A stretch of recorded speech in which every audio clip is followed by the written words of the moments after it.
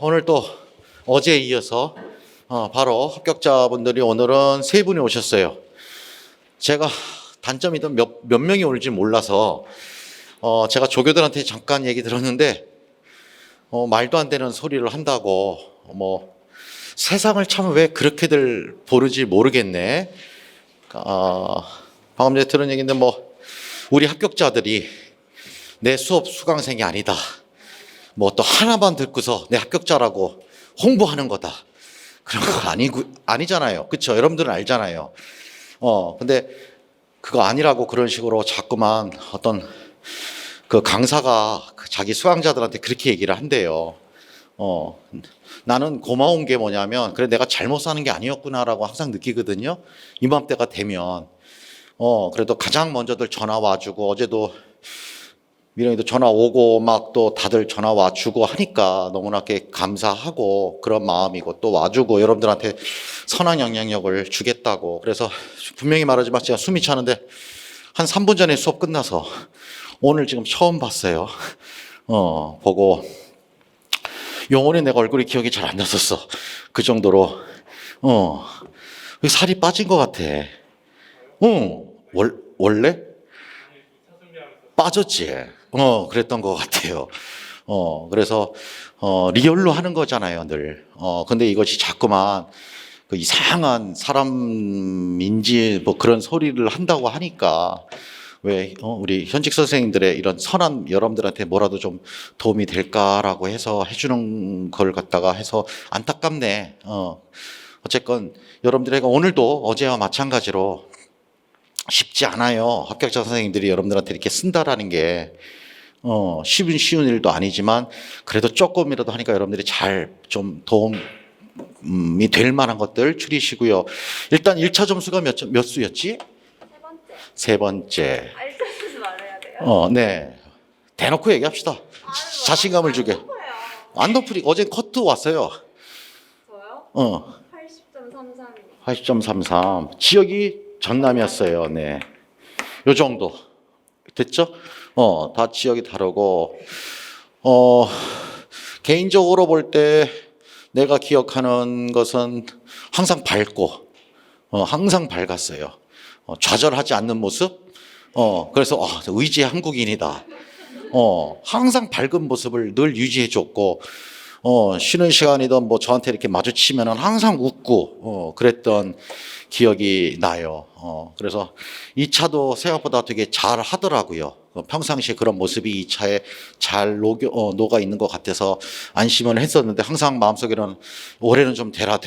그런 마음인데 역시나 됐다라고 어저께 여러분들 봤잖아요. 우리 10시에 수업이고 10시에 바로 막 문자 오는 거 제가 확인하는 거 여러분들 다 보셨으니까 그 중에 또 한 명이에요. 한 명이니까 일단은 제가 오늘 또 줄이고 한번 또 어떻게 공부했는가 또 본인이 생각하는 성공 요인이 결국 한마디로 얘기하면 뭔가 그쵸? 그 다음에 어제 저는 물론 교주와 쓰레기가 됐지만 저한테 좀 가장 그래도 좋았던 게 뭐였을까? 또는 또 이런 것도 또 사실 알고 보면 또 안 좋은 것도 있긴 있다. 얘기할 수도 있고요. 입을 맞춘 게 없기 때문에 나도 불안해요. 무슨 얘기들 할지. 그러나 어쨌거나 하여간 자, 한번 들어봅시다.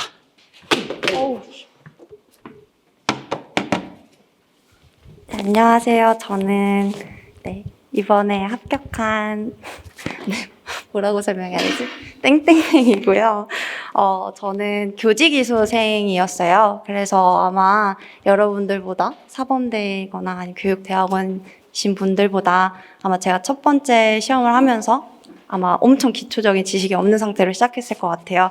그래서 제가 3년간에 어떻게 공부를 했는지 대략적으로 말씀드리고, 그리고 이 시험에서 가장 요구하는 바와 그 다음에 요구하는 능력, 그 다음에 도움이 되었던 공부 방법에 대해서 간단히 말씀드릴게요. 그래서 첫 번째는 저는 교직이수생이었기 때문에 1년 초수 때는 그냥 맛보기 진짜 열심히 공부했는데 일단 영어를 잘하지 않았어요. 영어를 잘하지 않았고 그래서 교육학도 어려운 강사 거를 들어서 공부 방법을 제대로 몰랐던 것 같아요. 그래서 아마 김유석 교수님 수업을 들었으면 좀 더 체계적으로 잡혔을 텐데 그냥 열심히만 하는 학생이었고요. 재수 때는 영어학을 다 잡으면 되겠다라고 이상한 생각을 가지고 있었어요. 그래서 영어만 뒤집답하다가 점수가 별로 오르지 않았던 것 같아요. 그리고 세 번째부터 교수님 수업을 듣기 시작했어요. 그래서 저는 세 번째 교수님 처음 직강으로 1월부터 12차까지 들었거든요. 그때서야 저는 공부 방법이 뭔지를 알기 시작했던 것 같아요. 그래서 이 자리에 설 수 있었던 것 같고, 사실 엄청 부족한데, 그냥 도움이 조금만 되었으면 좋겠다 생각해서 이렇게 나오게 됐습니다.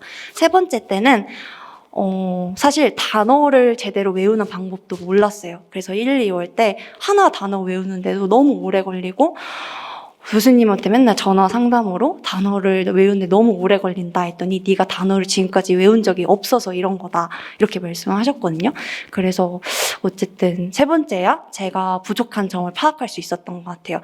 그때 두 번째 때도 되게 열심히 했는데 점수가 저는 한 70점대였거든요. 그래서 왜 나는 점수가 안 오르지? 라고 생각을 했는데 그리고 나서 시험 봤던 문제를 정말 꼼꼼히 분석을 했어요. 그리고 그렇게 해서 나온 결과가 일단은 영교에서 나가고 그리고 영교에서 나가고 영어학도 그렇게 열심히 했는데 부분 점수도 많이 감점되고 문학은 말도 안 하죠. 공부를 안 했었으니까. 그래서 다 감점이 되니까 이게 총체적 난국이구나라고 생각을 했어요. 그리고 들었던 생각이 결국 문제점은 딱 하나였던 것 같아요. 일단 읽는 속도가 되게 느렸고 그리고 정확하게 파악을 하지 못했고 무슨 말인지 제대로 이해를 하지 못해서 모든 시험에서 시간이 부족했던 것 같아요. 근데 사실 제가 이번 시험에서는 시간이 남았거든요.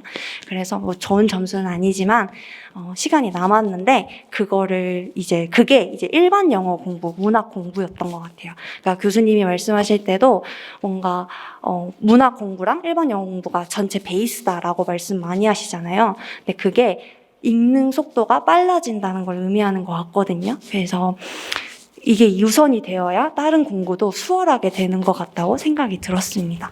그래서 그 다음은 제가 이 시험을 생각할 때 가장 중요한 공부 방법은 자신의 약점 파악이라고 생각을 해요. 그래서 자신의 약점을 정확하게 파악을 하고 그리고 그걸 보완하면 이 시험에서 충분히 합격할 수 있다고 생각을 합니다. 그래서 자기가 원하는 지역도 저는 충분히 합격할 수 있다고 생각을 하거든요. 근데 그 원하는 지역은 좀 더 커트라인이 더 높겠죠? 근데 그것도 결국에는 이게 우선시 되어야 그 능력까지 간다고 생각을 해요.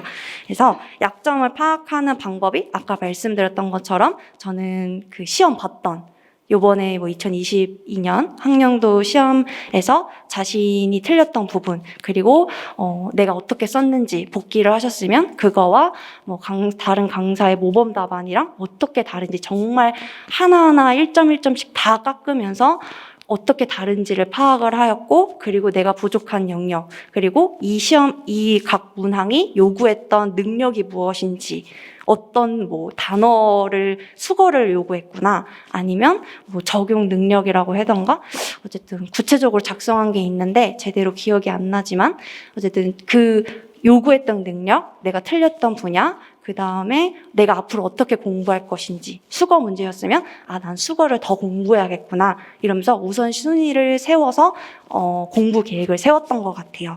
그래서 약점을 파악하고 그걸 보완하는 방식이 가장 중요한 이 시험에서 요구하는 공부 방법이지 않을까 싶었고 저는 그게 일반 영어와 문학이었다고 생각을 합니다. 그리고 이 시험이 요구하는 능력을 저는 제가 가장 부족한 능력 그리고 약점 파악이라고 했잖아요. 그래서 그 요구하는 능력이 저는 집중력이라고 생각을 하거든요. 그래서 이 집중력을 늘리려고 진짜 많이 했어요. 교수님께서 항상 밝다 이러는데 다른 말로 하면 좀 부담스럽다 이거거든요. 그래서 집중을 잘 못했어요. 그래서 저는 7, 8월 때까지도 한 문제씩 꼭 못 풀었어요.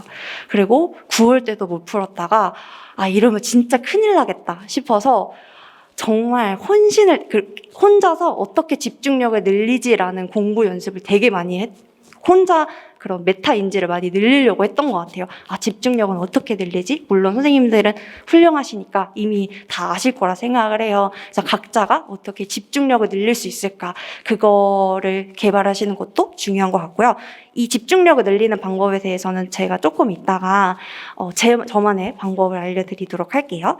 그리고 문해력인 것 같아요. 그래서 그 문해력도 아까 말씀드렸던 것처럼 저는 이 시험이 빠르게 읽는 거, 그다음에 정확하게 읽는 거를 요구하는 시험이라고 생각을 하거든요. 그래서 빠르게 읽고 여기서 요구하는 바가 무엇인지, 그게 결국에는 정말 영어학에서도 특히 영교에서는 전 7분 안쪽으로 다 작성을 했거든요, 나중에는. 그래서 시간이 엄청 세이브돼요. 그래서 사실 저는 일반 영어에서는 좀 더 많은 시간을 뒀어요. 10분? 이렇게 두고 할 만큼. 근데 시간이 남았어요, 저는. 시험 시간에서는. 그래서 물론 정확성은 부족했지만 그래서 아마 여러분들도 그런 문해력이나 그런 거를 이제 빨리 읽고 정확하게 읽고 그런 거를 늘리시면 정말 시험 시간 안에서 나 충분히 풀 수 있고 시간도 남을 수 있구나 하는 거를 느끼실 수 있을 것이라고 생각합니다. 논리력도 필요한데 논리력은 김희석 교수님이 하시는 기입형 그걸로 충분히 비슷하게 나오는 것 같아요. 그리고 도움이 되었던 공부 방법 전체적으로 말씀이 드리면 저는 아까 집중력을 늘릴 수 있는 방법을 고민을 되게 많이 했어요. 그래서 시험에 들어가기 전까지도 한 달 전까지도 시험 다 못 푼 적도 있고 이래서 이게 되게 많이 걱정이 됐는데 제가 집중력을 늘릴 수 있었던 방법은 노래 안 듣기 이런 것도 있지만 그거였던 것 같아요. 저는 제가 잘하는 영역과 못하는 영역 물론 다 부족하지만 그나마 잘했던 영역 이런 거만 영교 그리고 영어학에서 신텍스, 그래머 이런 부분과 그다음에 저는 교수님 수업 중에서는 저는 시는 조금 빨리 읽는 편이었어요. 그래서 그 시는 전 7분 이내로 정말 집중해서 푸는 연습을 많이 했어요. 그러니까 뭔가 7분 이내에 꼭 풀어라가 아니라 7분 이내에 내가 이걸 다 푼다라는 식으로 최대한 집중해서 공부를 했던 것 같아요. 그래서 실제 시험에서도 이 스탑워치가 있으면 저는 그 시험에 예를 들어서 지금 시간 항상 문제 끝날 때마다 시간을 재우면서 했거든요. 그래서 이래서 10분이다. 그러면 시를 풀 때 17분까지 위에 써놨어요. 17분까지 내가 이걸 미친 듯이 집중해서 풀겠다 하고 하니까 실제 그렇게 풀어지는 시험도 있고 문제도 있었고 그리고 그보다 더 빨리 풀어지는 영교 같은 경우에는 더 빨리 문항이 풀렸거든요. 그리고 좀 오버되는 경우도 있었어요. 근데 전체적인 시간 배분은 시간이 남았다라는 거가 저는 느꼈거든요. 그래서 꼭 7분 안에 풀어라 이게 아니라 어려울 수는 있지만 내가 이 안에 푼다는 생각으로 이렇게 시간을 위에 적어 놓으면서 지금이 10분이다 하면 17분까지 집중해서 풀자라고 하고 일반 영어는 어려웠기 때문에 10분이면 17분에서 27분 이렇게 적어놓고 그 안에 최대한 풀려는 연습을 했던 것 같습니다. 그래서 그렇게 집중력을 하려고 했고요. 그리고 그게 이제 제가 전체적인 측면이었어요. 문제마다 다르게 시간을 재고 집중해서 푸는 연습이었고 그다음에 일반 영어에서는 제가 만약에 다시 한다고 하더라도 저는 단어랑 수거는 정말로 필요하다고 생각을 해요. 그래서 저는 물론 이제 남들보다 단어를 안 외웠었기 때문에 단어를 외우는 속도도 느리고 해서 다른 분들은 막 MD 말해도 되나요? 네, MD 외우고 이런 거 다 더 하시거든요. 훨씬 많이 하시는데 저는 교수님 1월부터 그 모의고사까지 하는 것만으로도 벅찼어요. 제 능력의 부족으로. 그래서 저는 그것만이라도 제대로 하자라고 해서 한 2번, 3회도 이렇게 돌렸던 것 같거든요. 근데 그때마다도 제가 도움이 됐던 방향은 저는 약간 이게 꼼꼼하다고 할 수는 모르겠지만 저는 어근 같은 것도 공부를 했고 그리고 이거를 외우려고 한 번 보고 외우려고 막 그런 말 키워드 메소드라고 하나? 어쨌든 한국말로 막 번역해도 해보고 어쨌든 되게 오랜 시간 걸려서 어쨌든 한 번 본 거는 제대로 외우려고 하였고 또 그리고 저는 단어를 외울 때 영영사전을 되게 많이 봤거든요.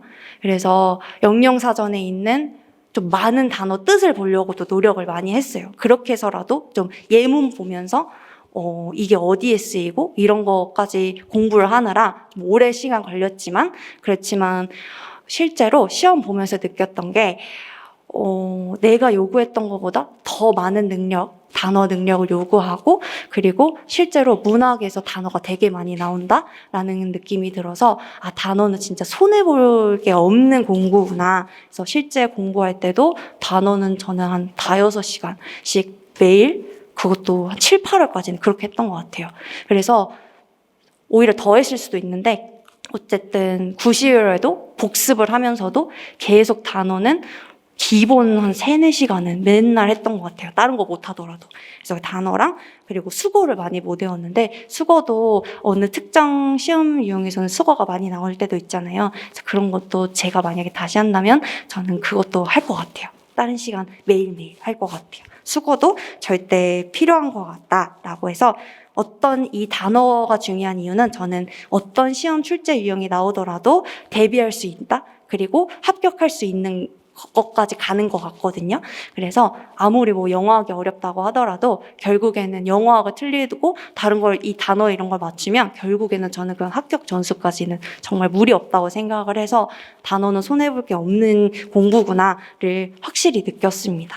그리고 저는 도움이 됐던 게 1월부터 다니면서 제가 1, 2월에는 불타올라서 선생님이 이제 영미시에 의해 그거 할 때, 저는 막 혼자서 상상의 나래를 펼치면서 예습을 해갔거든요. 그리고 저기 선생님이랑 1차 같이 공부했는데, 여자 선생님이랑. 저는 이제 막 그 사운드 센스도 약간 그랬어요. 저는 정말 꼼꼼하게 예습을 하는 편이었어요. 그래서 그것도 1시간이 걸려도 그 시어도 1시간이 걸려도 내가 최대한 해볼 수 있는 거, 단어 다 외우고 상상해볼 수 있는 이런 내용이겠지? 하고 꼭 수업을 들었어요. 그래서 그렇게 해서 저는 나중에 제가 시 문제를 접했을 때 빨리 풀 수 있더라고요. 그게 이제 뭐라 그러지? 패턴도 있고 뭔가 빨리 읽히고 그리고 문장 형식이 익숙해서 그런가? 되게 시는 좀 재밌다라고 느꼈던 것 같아요. 그래서 시험에서도 실제로는 무슨 내용인지 빨리 파악할 수 있었던 것 같아요. 실제 시험에서 2문제 나왔나? 근데 빨리 파악할 수 있었던 것 같고 그리고 소설은 3, 4월에 조금 할 게 많아지면서 예습을 좀 대충 해서 그런지 끝까지 어렵더라고요. 그래서 여러분이 하실 때는 소설도 꼭 제대로 하시면 시험 때 빨리빨리 풀 수 있을 것이라고 생각합니다. 저는 못했지만 여러분도 소설은 꼭 진짜 많은 시간을 들여서라도 이제 제대로 예습해가고 최대한 자신의 생각으로 맞춰보면서 나중에 수업 들으시면 정말 많은 게 들리실 거예요. 그래서 그때 그러면 이제 그게 나중에 시험 때는 훨씬 시간 세이브가 되는 거라 생각하시고 꼭 열심히 예습하셨으면 좋겠습니다. 그리고 저는 9월 전까지 남들보다 못했기 때문에 9월 전까지 일반 영어와 문학을 거의 한 70, 80% 했던 것 같아요. 거의 다 했어요. 그리고 그 중에서도 단어를 한 50%? 진짜 엄청 단어를 많이 했는데 많은 양은 아니었어요. 느려서 그렇지 많은 양은 아니었지만 어쨌든 외울 수 있으면 더 많이 외우셨으면 좋겠고 정확하게 외우셨으면 좋겠고 이번에 나왔던 neglect 그거 단어도 동사, 명사 둘 다 쓰이잖아요. 그런 것처럼 약간 동사들도 알고 있고 이것도 명사도 될 수 있지? 이런 것처럼 어떻게 나올지 모르니까 좀 영영사전을 이용해서 하셨으면 좋겠고 그리고 시험 문제에서 이게 답이 아닐 수도 있는데 emergent인가? imminent? 어쨌든 그 문제가 있었거든요. 근데 그 문제도 저는 제가 생각하기에는 그게 답일 수도 있지만 아니라고 생각했던 이유가 저는 예문을 보면서 그 urgent인가? 어떤 분이 얼젠트를 뭐 답으로 말씀을 하시는 거예요, 카페에서. 근데 저는 얼젠트는 되게 중요한 긴급한 상황일 때 이런 느낌이 예문에서 많이 봐가지고 이건 답이 아니지 않을까라고 그냥 딱 생각이 들었거든요. 그래서 그게 약간 뭔가 예문을 많이 봤던 거, 그게 많이 도움이 돼서 나중에는 예문을 보면서 이런 단어는 이런 상황에 많이 쓰이는구나 라는 게 조금 느껴질 정도로 도움이 됐던 공부 단어 방향이었고, 근데 시간은 많이 걸려요. 그리고 영어학은 저는 얘는 적게 공부하고 최대 효율을 늘리는 게 가장 중요하다고 생각을 해서 저는 원서 안 받고요. 재수 때 물론 영어학 다른 강사가 하시는 거 많이 봤거든요. 근데 그것만 했는데 그것도 시간 많이 걸리잖아요. 강의 듣고. 근데 또 워낙 또 느리다 보니까 또 열심히 하려고 하고 막 이러다 보니까 더 느렸는데 삼수할 때는 볼 시간이 없었어요. 그래서 그냥 과감하게 포기하자 하고 저는 하나의 강사 문제집 그리고 모의고사지 그것만 2개만 그 내용만 숙달하려고 하였고, 그 다음에 시간 안에 푸는 연습 그거 연습했거든요. 그리고 카테고리별로 나누기. 그러니까 영어학도 보니까 나오는 유형이 정해져 있더라고요. 뭐 바인딩 theory도 있고 어쨌든 기억 케이스 이런 거 있잖아요.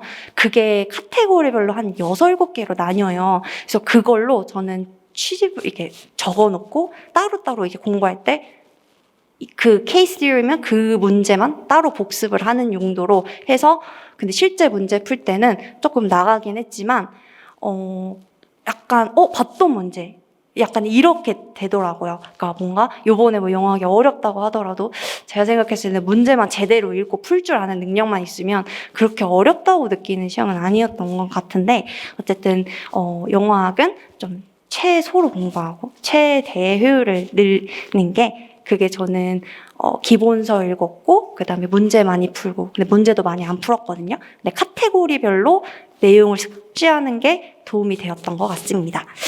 그리고 영규는 더 할 말이 없는데, 영규는 저는 기본서도 안 읽었나?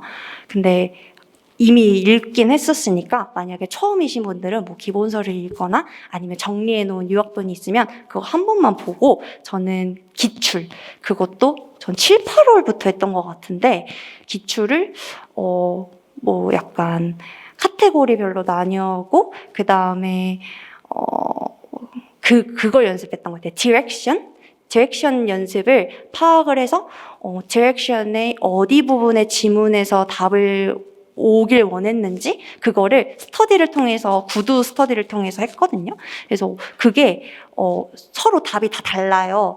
그래서 답이 달라서 서로 얘기해보고 이런 부분이 들어가야겠구나 하면서 저도 많이 배웠던 것 같아요. 그래서 디렉션 파악 연습하면서 이게 답의 이 부분을 가져와야 되고 이 부분도 가져오면 더 좋겠구나. 근데 결국에는 나중에 공부해 보니까 제가 다른 선생님보다 좀 더 구체적으로 적는 거예요. 근데 그게 김윤 선생님이 그 모의고사 때 구체적으로 안 적으면 다 이렇게 하세요. 그래서 그 부분을 이제 아마 거기서도 이제 나타나는 것 같아요. 그래서 일반 영어에서 공부하는 게 결국 영교에서도 답안 쓸 때 뭔가 구체성으로 나타나지 않을까라는 좀 느꼈던 바입니다. 그리고 그리고 저는 그래서 영교는 딱 그것만 했거든요. 끝났어요. 그 영교는 9월까지 기출만 돌리다가 더 이상 연결 시간이 없어서 그냥 다른 영화 공부를 하고 그랬는데, 영교는 그렇게 하면 부족한 거 아닌가? 라고 생각할 수 있는데, 논술형 문제? 이게 진짜 되게 스페시픽한 거예요. 그래서 오히려 논술형 문제에 나오는 그 내용만 알아도 그냥 다른 강사 100번 들어봤자 그것보다도 논술형에 나와 있는 문제가 요구하는 게 무엇인지 제대로 파악하고 그것만 하더라도 내용이 많아지더라고요. 그래서 그렇게 그렇게 하는 것도 어차피 만약에 저처럼 이제 일반 영어랑 문학을 많이 하고 그다음에 다른 영역을 최소화하고 싶다라고 하신다면 이 방법도 추천해 드릴게요. 그리고 교육학은 더 할 말이 없는데, 교육학은 저는 9월부터 봤는데, 교육학은 사실 이전에 공부를 많이 쓸모없는 공부를 많이 했다 보니까, 이전에, 교육학을, 공부를 좀 많이 했었는데, 그래서 9월 달부터 봤어요. 그래서 9월 달에 그냥 모의고사에 나왔던 내용 위주로도 저희는 같이 해요. 이러면서 구두 스터디로 했는데, 그거를 10월 달에는 앞에서부터 다시 반복하는 식으로 그것만이라도 힘들더라고요. 근데 이번에 시험 보면서 느꼈던 게 이번에 막 되게 어려웠잖아요. 근데 제가 느꼈던 거는 그중 하나의 뒷깎이리 문제에서 교수 전략?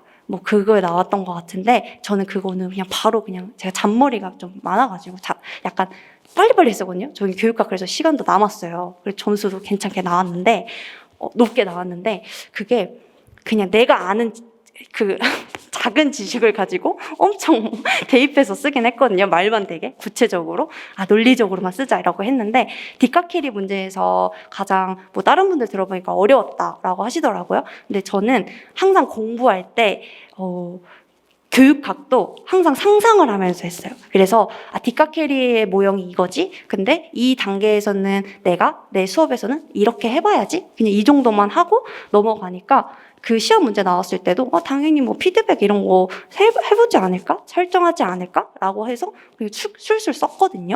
근데 그게 맞게 처리가 되는 것 같고 그래서 여러분도 교육학 공부하실 때 뭔가 내 수업은 이래야지. 뭔가 모형 대입할 때 내 수업은 이렇게 해봐야겠다 라고 하면 그게 실제 기출의 방향이랑 좀 비슷한 것 같아요. 그래서 물론 연수 이런 말도 올라가지고 당황하긴 했지만 그래도 아는 문제에 한해서는 항상 나는 이렇게 수업을 하고 싶다. 이렇게 생각을 하고 공부를 하시면 시험장 가서 덜 당황하는 것 같다고 생각했습니다. 네, 그리고 마지막으로 마음가짐에서는 저는 아까 교수님께서 항상 밝다라고 하셨는데 저랑 진짜 친한 선생님들 보면 엄청난 비관론자이고 네, 걱정도 되게 많고 그래요. 그래서 앞에서 근데 이제 다른 사람 대할 때는 되게 긍정적이게 보이려고 하고 해피하려고 하고 오픈 마인드고 그리고 되게 잘해주려고 하고 그렇게 하는데 그게 제 마음도 어느 정도 이제 불안한 마음을 줄이면서 또 이제 다른 사람들과 이게 외롭잖아요. 근데 저는 선생님이랑 같이 하면서 정말 성격이 맞았다고 생각하는데 되게 재밌게 수험 생활을 보냈던 것 같아요. 서로 동기부여도 많이 하고 그러면서 약간 오픈 마인드로 다양한 스터디원 분들 많이 만나봤는데 맞는 사람도 있고 안 맞는 사람도 있지만 그래도 모든 사람에게 오픈 마인드로 긍정적으로 대하면 어쨌든 그 사람들도 저한테 그렇게 마음을 열어주더라고요. 그래서 여러분도 약간 그렇게 뭔가 항상 긍정적으로 성장하는 마인드로 공부하면 되게 좋을 것 같고요. 그 다음에는 저는 다른 분들 너무 잘하셔가지고 되게 위축되고 이랬는데 제가 이전보다 점수가 높은 건 아니지만 많이 오른 편이었어요. 공부를 많이 안 했는데도. 그래서 그게 그냥 모의고사 봐도 그냥 그거였어요. 뭔가 틀린 거에 집중하지보다는 이제는 좀 더 이제 알아가고 있네? 라고 하고, 김수호 교수님 모의고사 문제가 어렵다고 생각을 하는데, 그때도, 이거 알아갔다. 라는 그런 긍정적인 포지티브 마인드로 항상 공부하시면, 약간 뭔가 마음이 편안해지는 것 같아요. 뭔가 마음이 편안해지고, 안정되고 약간 그게 많이 되는 것 같아요. 물론 몇 번 멘탈이 많이 터져가지고 교수님한테 혼도 많이 나고 그랬었는데 정신 안 차리냐고 혼나고 나고 그랬는데 어쨌든 뭔가 성장하고 있구나. 그러고 나는 부족하지만 교사가 되어서도 아이들에게 뭔가 모범이 되는 그리고 아이들에게 정말 좋은 선생님이 되고 싶구나라는 생각을 하면서 그러니까 이제 부족한 부분을 채워가면서 마음이 편해지는 효과를 많이 얻었던 것 같습니다. 그리고 뭔가 저도 더 하려고 해야지 이렇게 하는 것보다 그냥 지금 하고 있는 거에 최선을 다하자라는 마인드로 하다 보니까 정말 시간이 순삭으로 아마 가실 거예요. 그래서 네, 그러니까 이제 아마 시간 진짜 빨리 가니까 지금 하는 거에만 최선을 다하고 더 하려는 거는 다 하고 나서 그때 생각하셔도 충분하실 것 같습니다. 감사합니다.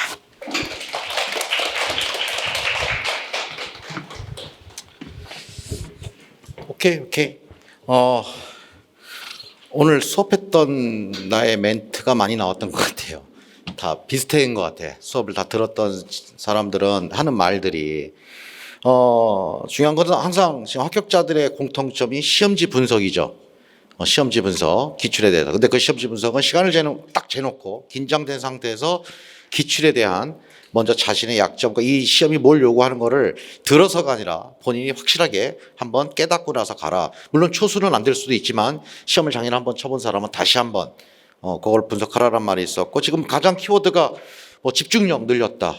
근데 집중력 늘리는 가장 좋은 방법은 시간에 대한 압박이었다. 그냥 마음으로 집중력 늘려야지가 아니라 시간에 대한 외부적인 압박을 통해서 집중력 늘리는 연습을 했다. 그런 말이 좀 들어왔고, 그 다음에 제 수강생이 아니라도 늘 다 알겠지만 단어. 근데 이 단어라는 게 늘 아이러니한 게, 단어는 혼자 열심히 외우면 되는데 왜 이렇게 내가 개입을 해야 열심히 외우는지 모르겠어요. 그쵸? 인강 듣다가 직강 오신 분들 다 그 얘기를 하는 거야. 그냥 인강 들을 때 그냥 외웠는데 직강 오면 이건 안 외울 수가 없게끔 분위기가 돼버리니까 정말 하나 틀려도 여기는 바보 되잖아요. 그런 느낌으로 공부하니까 다른 것 같다. 그래서 아까 또 영영사전 예문을 많이 봤다. 그런 것들이 있었고, 사실 이렇게 볼 수 있는 게 초수들은 사실 힘들어요. 근데 재수, 삼수 해야 내가 진짜 뭐가 부족한가에 대한 절박함이 더 생기는 거거든. 그렇잖아요. 우리가 영미시에서 배웠던 투앤투애니가 돼야 그거에 진짜 맞구나라는 걸 알면 더 영영사전도 보게 되고 하지. 초수 같은 경우는 지금 그럴 아직 그게 없는데, 그럼에도 불구하고 또 그렇게 공부하시는 분들이 있는데, 다들 제가 상담을 받다 보면은 시간에 대한 너무 오래 걸려 하는데, 오래 걸려도 할 건 해야 되는 거거든요. 그게 본질인데 그거를 자꾸 빨리 가려고 하고, 그 다음에 아까 가장 또 키워드가 상상이라는 말을 많이 썼어요.